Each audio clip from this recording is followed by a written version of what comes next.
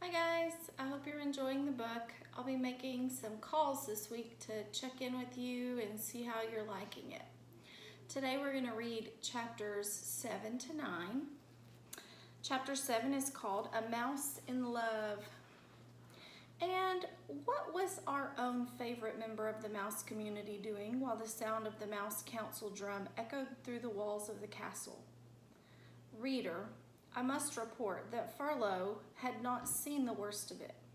Despereaux sat with the princess and the king and listened to his song after song. At one point, gently, oh so gently, the pea picked up the mouse in her hand. She cupped him in her palm and scratched his oversized ears. You have lovely ears, the pea said to him. They are like small pieces of velvet. Despereaux thought that he might faint with the pleasure of someone referring to his ears as small and lovely. He laid his tail against the pea's wrist to steady himself, and he felt the princess's pulse, the pounding of her heart, and his own heart immediately took up the rhythm of hers.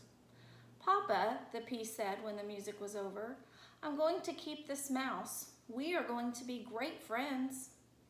The king looked at Despereaux, cupped in his daughter's hands. He narrowed his eyes. A mouse, he muttered. A rodent? What? Said the pea. Put it down, the king commanded. No, said the pea, who was a person not at all used to being told what to do. I mean, why should I? Because I told you to. But why? Protested the pea. Because it's a mouse. I know, I'm the one who told you he was a mouse. I wasn't thinking, said the king. Thinking of what? Your mother, the queen. My mother, the pea said sadly. Mice are rodents, said the king. He adjusted his crown. They are related to rats. You know how we feel about rats. You know of our own dark history with rats. The pea shuddered. But Papa, she said, he is not a rat. He's a mouse. There's a difference. Royalty, the king said, has many responsibilities, and one of them is not becoming involved personally with even the distant relatives of one's enemies. Put him down, Pea.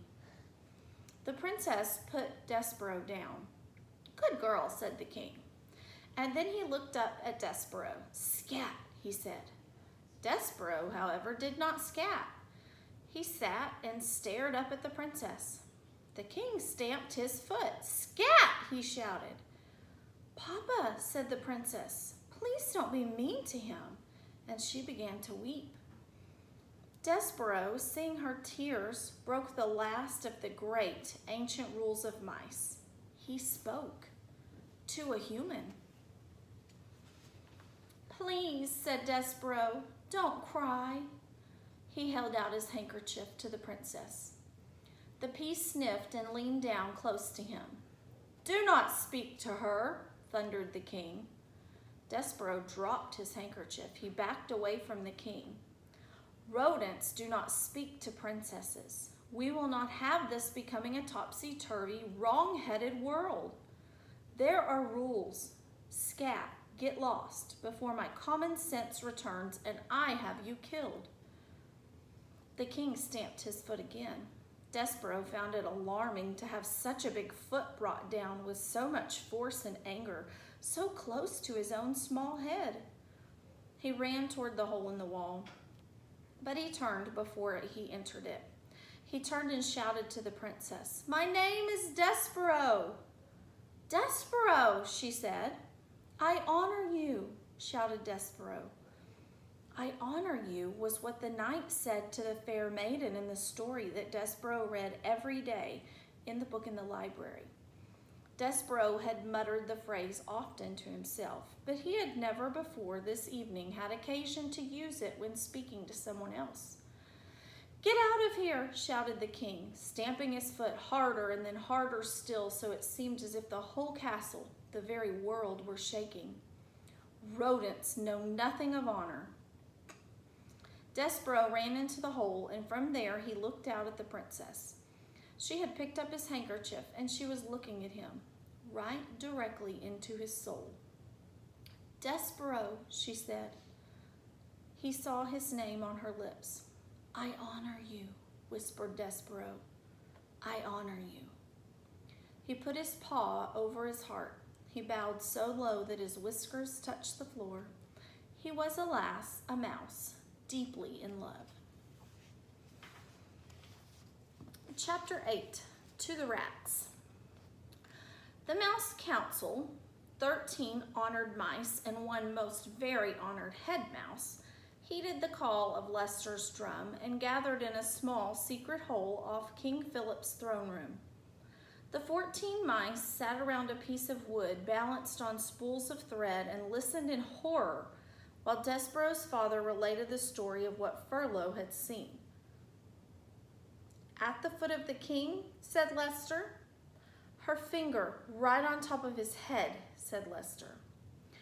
"He was looking up at her, and it was not in fear."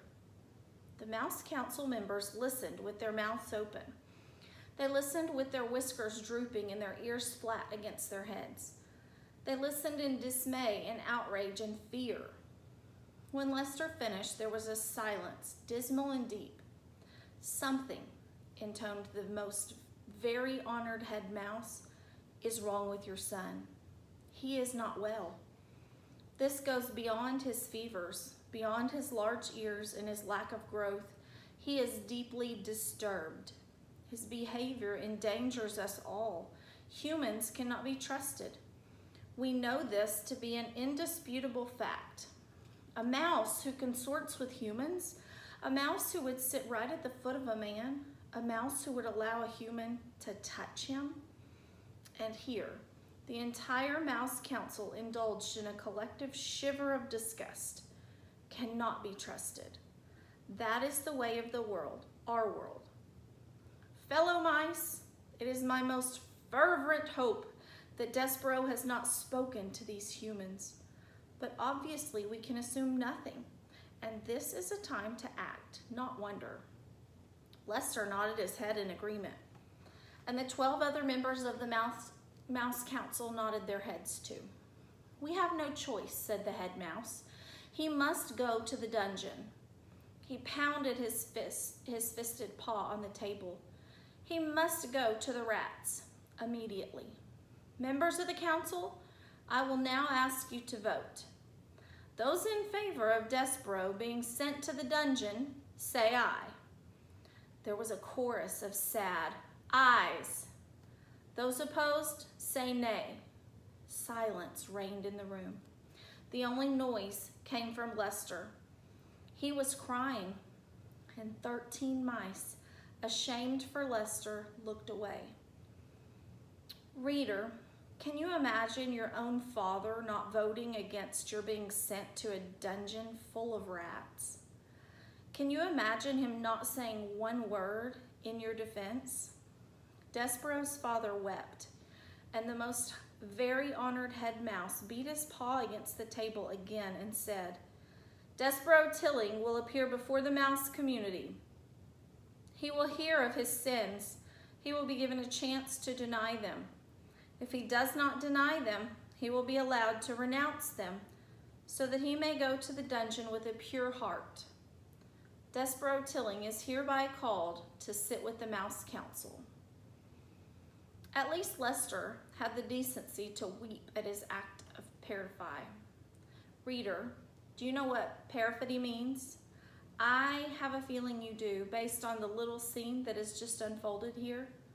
But you should look up the word in your dictionary, just to be sure.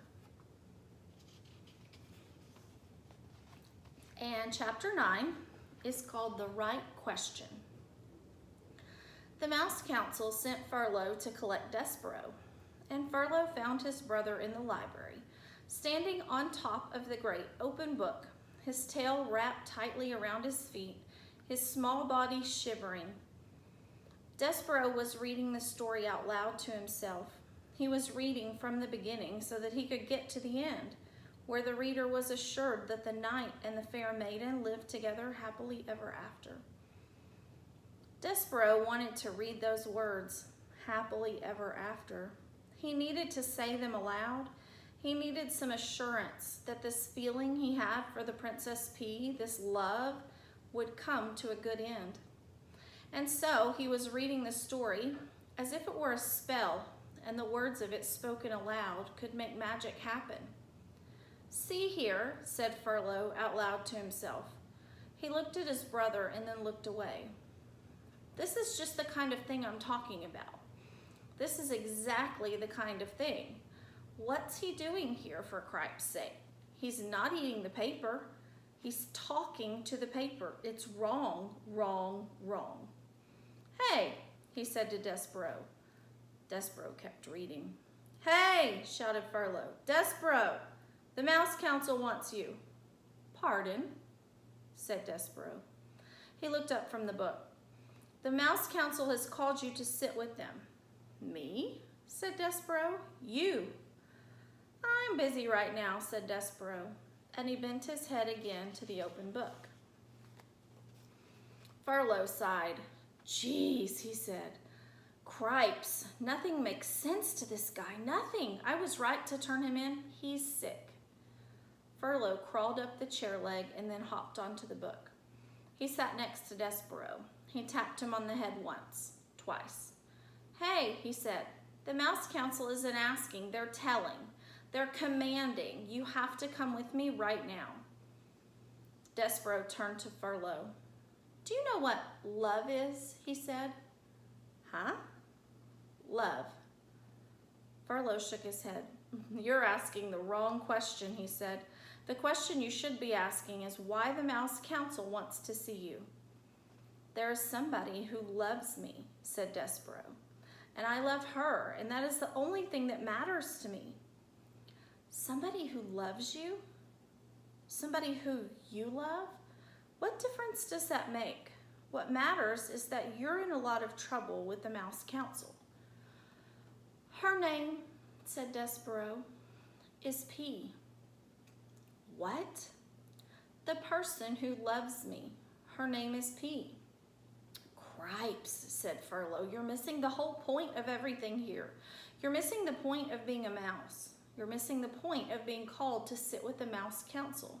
You've got to come with me. It's the law. You've been called." Despereaux sighed. He reached out and touched the words "Fair Maiden" in the book. He traced them with one paw, and then he put his paw to his mouth. "Cripes," said Furlow, "you're making a fool of yourself. Let's go." "I honor you," whispered Despereaux. "I honor you." And then, reader, he followed Furlow over the book and down the chair leg and across the library floor to the waiting Mouse Council.